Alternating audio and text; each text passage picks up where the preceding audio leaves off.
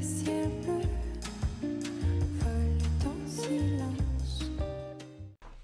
Okay, it's closet refresh time. It's closet, like anytime we've got some kind of transition, like going into spring, this is the time for us to refresh our closets, look at our closets and evaluate what we want to store or what we want to move aside, because we know we're going to wear it next year, and what we might want to part with, right? Like it's time for that seasonal closet edit time before you transition from winter to spring. And I'm here to hold your hand and talk you through it. Now I'm going to share, of course, a couple of resources, but first, if you're new here, my name is Netta. I'm a personal stylist. My whole focus is helping women over 50 love the way that they look every single day and be intentional about their style choices so that they can have better days through style. I just think it makes a big difference. So I'm excited today to be talking about 14 things, roughly, you know I don't count, that I think that you should consider decluttering from your closet. But before I do that, I want to share two resources. One is my brand new Modern Classics Wardrobe Guide for spring. These are the pieces that you should not declutter. These are the pieces that you should consider investing in if you don't have already, because they're going to help you build the foundation for the perfect spring wardrobe. I also have a reverse closet edit boot camp. It is a self-guided closet edit with support, with feedback. It's just a fabulous way to kind of sort through your clothes and decide what you love and what you don't love and really start working with your wardrobe. So I'm going to pop up the link for that as well, and the links will also be in the pinned comments and the description box. Okay, so let's get started. These are whatever number 14-ish things that I think you should consider purging from your wardrobe. The first is anything that no longer fits and probably won't fit again. Okay, we need to be honest with ourselves about, and I have clients with thyroid issues or who are currently going through weight transitions, and this is not for you. But if you've got a size, 00 in your wardrobe and you're currently in a size 6, or if you've got a lot of size 6s in your wardrobe and you're currently in a size 16 and you know that you're not going to get back to that size again, you have no plan to get back to that size, you're not working towards getting back to that size, realistically that's just not a good size for you anymore. Sometimes we have to say that ship has sailed, sayonara. And none of us need clothes in our wardrobe that make us feel bad about where we're at. So at the very least, these clothes need to not be in your working wardrobe where you can see them every single day. At the very least, take them out, put them in another closet, put them in a box, get them out of your way so that you're not seeing clothes that no longer fit you and will never fit you again. This is not how we get inspired to reach our goals if we've got weight loss goals. It's not by looking at clothes that don't fit us and feeling bad about it. That has never worked for anybody in the history of ever, amen. So it's just not a positive way to approach your day. And I want your closet to be a sanctuary place where you feel beautiful and you feel like it's this oasis for you, and where everything in it fits you and flatters you. And if it doesn't do that, it doesn't deserve to take up some of that precious real estate in your closet. Okay. Second, worn out basics that have seen better days. I think it's really important to at least once a year, depending on how often you wear them, maybe once every other year, maybe more often than that, look at the basic pieces that you wear all the time. Do you wear a lot of t-shirts? Do you wear a lot of button-down shirts? Do you wear a lot of neutral solid sweaters? Do you wear, you wear your jeans all the time? Are you wearing your black dress pants on repeat and they're getting all stretched out and saggy in the knee or the bum? Or your black casual pants? Like, what are those pieces that are your wardrobe essentials that you wear over and over and over and over again? Maybe it's more leisure pieces. Maybe it's more casual basics. Maybe it's more dressier basics. Whatever those pieces are, those are the pieces that you need to look first at when you're looking at updating your wardrobe. You want to make sure that those pieces are fresh and also current, because every few years there's a little shift in the way that even those basic pieces look. But you really want them most of all to not be worn out, pilled, stretched out, saggy, tired, all of the things, right? You want them just look fresh. They are really they're going to be the foundation of your wardrobe. So if you want your wardrobe and your outfits to work, you want those pieces to be polished and well maintained. Okay, next, outdated trends that no longer suit your style. Now, I did an extensive video, my longest yet, on how to differentiate between a trendy piece and a personality piece. Now, if it's a personality piece that used to be a trend a long time ago, well, maybe that's a piece that you can consider keeping in your wardrobe because it really speaks to your personal style. But trends that are not like your favorite thing ever in the history. If you bought something that was a statement piece or a trend 3 years ago, 5 years ago, it is no longer a trend. It is no longer a trend. It is now out of style.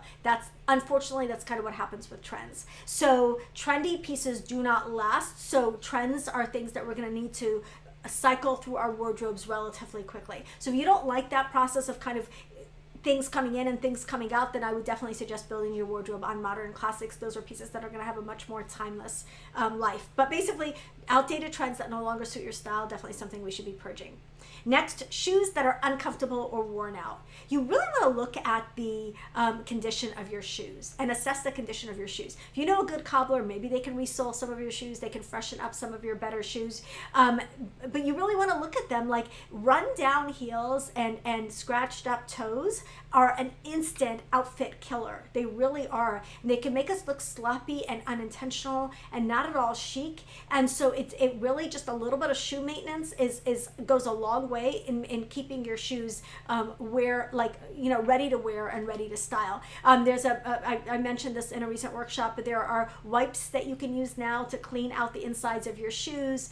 You can just wipe down your shoes with a soft cloth after you wear them. Whatever it takes to just keep them in wearable condition, and then really to cut your losses when a pair of shoes is no longer salvageable, and to replace them. So you really want to look at what good shape your shoes are in. And then of course, shoes that are uncomfortable, like they kill your feet, unless they're what I call limo shoes, and you're going to put them on for dinner, and then you're going to get back into the car, and then you're going to go home and you're going to kick them off, or you're going to kick them off in the car, whatever that looks like for you.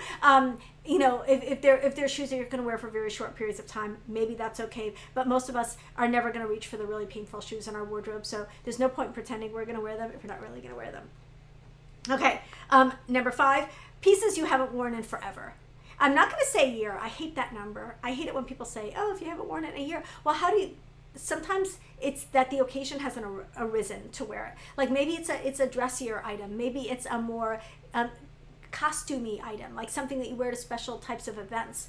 Either way, I don't think a year is a good rule. Maybe a couple of years, but you want to ask yourself, if I were to see this item in a store right now, would I buy it again? I think that's a much better rule than how long has it been since I've worn it. Would I buy this again? Do I still love this piece? If the opportunity arises, is this a piece that I would consider wearing? If the answer is no, that's something you should purge. If the answer is yes, hold on to it. Maybe it doesn't need to be in your everyday closet. Maybe it needs to be put aside in a closet for special occasions, special events, whatever it is. Maybe it's an out of season, whatever. But just put those items aside and hold on to them, but only if you love them and you would buy them again. Okay, next, multiples of the same item. I see this over and over again. We all have buying patterns. Like maybe you've sorted your wardrobe the way that I suggest sorting it, by sleeve length and then by color, and you notice that, oh my gosh, I have 35 long sleeve black tops, as one of my clients recently noticed. Well, are you wearing all of those long sleeve black tops? No, there's no way, unless you wore a black top every single day for the rest of your life, and then in which case I would say we might want to not hold you to such a strict uniform every single day. But there are going to be favorites. Those are the ones you should keep. You should keep the favorites, and you should purge the rest in any category. If you've got like a lot of repetition in one category, ask yourself, which are the ones that I reach? Like if all of them were clean, what order would I reach for these in? Keep the top 3, the top 5, the top 7, the top 10, the top 2, whatever that looks like, because you're never going to get to number 5, 7, 10, 24 unless you never do laundry. So multiples of the same item really don't serve you. Less clutter equals easier outfit choices every morning. You don't want to go through 85 white tops to find the 2 that you actually wear, right? Next, pieces no longer make you feel confident. This can be for whatever reason. Maybe it's the color, maybe it's the fit, maybe it's the cut, or maybe there is a misalignment between your personal style and the style of the item. It doesn't feel like you.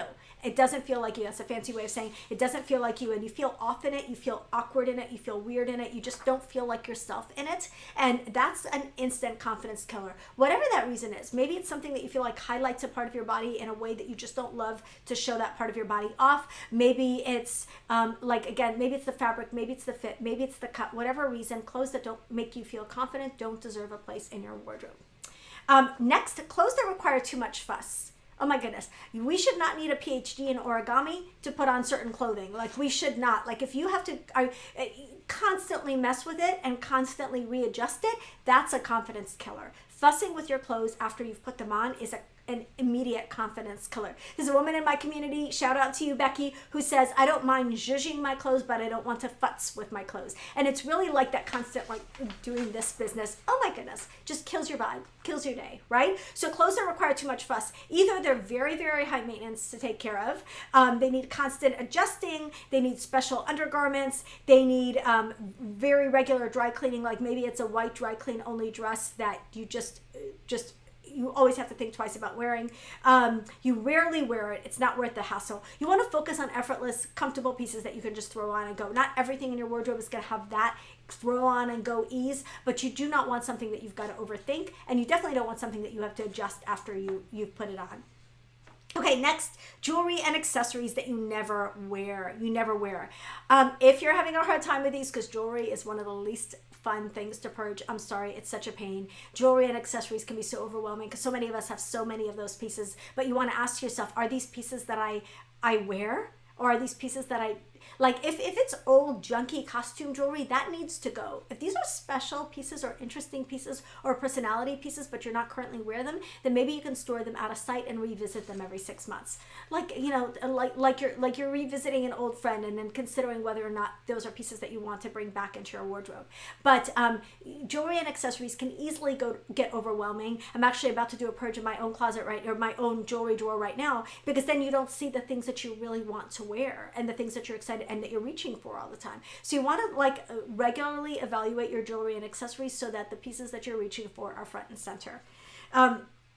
Number 10, just in case clothes that never get worn. Just in case, like if I were to be asked to go to a party where I could only wear 80s inspired pieces, or if somebody spontaneously asked me to go to Paris with them tomorrow, or if I had to do a huge presentation in front of a big boardroom and it was the next day, like things like that, like things in your life that just never come up. These are the pieces that many of us hold on to that clutter up our closets, and we just keep going through them and going through them and going through them because we know that we're never going to actually wear them, right? So these are the pieces that you should store elsewhere. These are occasional pieces. And then some of them are never pieces, and those should just be eliminated from your closet. But the occasional pieces, the pieces that if something comes up, if you've got a theme, if you've got an event, if you've got a special occasion, those should be stored separately whenever possible. Okay, my camera just died, but you guys get the idea. The next thing I want to talk about are freebies and promotional items. Like, I don't understand why everybody talks about, oh, you get a free t-shirt with this fun run. Free t-shirt is not something we want, and fun run is an oxymoron. But seriously, whatever t-shirts you get from when you buy your car, or when you go to an event, or when you do a run, or for a fundraiser, like, or for political candidates or whatever. Like, what do people do with those t-shirts afterwards? What you should do is not get them to be, I don't know what the solution for that is. Maybe these are t-shirts to paint the house in or to pull weeds in, but I still think that there are better options. I just am not feeling them. Those promotional types of t-shirts, even promotional tote bags, things like that, unless it's something that you feel really strongly about, it's a group or an organization that you feel really strongly about, or it's a particularly cute t-shirt, and some of them are cuter now. I just think that those are things that we should be purging. How many fun run shirts do you need in your wardrobe? How many tote bags? How many weird like tchotchkes do you need from events? Okay, the next thing that I think we should declutter from our wardrobe are sentimental pieces that we never wear. Now, let me say I'm a very sentimental person, so I'm never going to get rid of the outfit that I wore when my husband proposed. I'm never going to get rid of the dress that I first put Lola in when she was a newborn. Like, I will never get rid of those, but they're not in my closet. They're not in my closet. They're in storage. They're in boxes. They're in bins. They're in storage. And I don't have a lot of storage in my vintage home. I really don't. But I store the things that are important to me, and I don't want them to be in my regular closet because I don't want to see them day in and day out and have to rifle through 974 things that I don't wear to get to the things that I do wear, which is really kind of the point of this video, is like you do not want to have to go through a lot of clutter to get to the actual clothes. And the end of the day is, if we don't see it, we won't wear it. If we don't see it, we won't wear it. So you really want to get these things out of your regular working wardrobe. Often we look at our closets and we think we've got a ton of stuff. We may and we may not, but we are not going to be able to accurately assess the quantity and the quality of our wardrobes unless only the clothes that are actually currently being worn are allowed to exist in our existing or our current wardrobe. So in other words, you should only have the clothes that you're currently reaching for and currently wearing and currently fit you and currently like in your working wardrobe. That's how you're going to be able to accurately assess how much you have, what you're missing, what you need, all the things. The final one, clothes that don't match. I think this is the final one, maybe not. Clothes that don't match your current lifestyle. Clothes that don't. So this is what I think, like when you've gone through a wardrobe transition, maybe you've gone from working outside of the home to working in the home. Maybe you've gone from working to being retired. Maybe you've gone from one geographic location with a certain type of climate to another geographic location with a very different kind of climate. What do you do when you've gone through that transition? Like when I moved down here from Chicago, or when when you stop working and you were wearing suits and now you're wearing athleisure wear, whatever that looks like. What I recommend is that you only keep your favorites. You just keep your favorites. You just keep the best from those categories. You keep your absolute, the cream of the crop from those categories. Those are the pieces that you take into your new wardrobe, and then you combine the dressier pieces from your previous wardrobe with your new more casual pieces to create outfits that suit your current lifestyle. Darn it, it cut me off again, but you get the idea. Pieces that you're no longer wearing because they no longer suit your lifestyle do not belong in your closet. Okay, next and final one is clothes that you're holding on to out of guilt, or accessories that you're holding on to out of guilt. Maybe you spent a lot of money on them and you've never really gotten any use or enough use out of them. Maybe they were a gift from someone you love, your mom or your husband or whatever, or your best friend. Maybe they're pieces that you just feel like you've been told you should love and should wear and should reach for, but you just don't. You just don't love them. You don't reach for them. You don't wear them. These are pieces that you're holding on to out of some sort of guilt. Like I said, sometimes it's sentimental related, sometimes it's price related. If it's sentimental, and it truly is sentimental to you, and you're the only one who knows that, right? Then those are pieces that I would consider storing. But if you spent a lot of money on them and just have not worn those pieces and just don't love those pieces and don't think you'll ever love those pieces, then those are pieces that you need to cut your losses, because the money is not coming back to you just because you're holding on to the item. It's still just hanging in your closet unworn, creating clutter, creating chaos, creating confusion. Instead, pass that item on to somebody who will wear it. And there are a lot of thrift and consignment stores, both online and off, that will be very happy to take that item off of your hands and maybe give you a little bit of money for it so you can buy something you will actually wear. So consider consigning the pieces that are, the pricey pieces that you bought on a whim, or that you bought because you felt like you should and have never really become your favorite. So I hope this will help you with your pre-spring closet edit and refresh. Again, I'm going to pop up my links again for my Modern Classics Wardrobe Guide and my Reverse Closet Edit. If you want a little support, both getting the old out and getting the new in and looking at your current wardrobe foundations,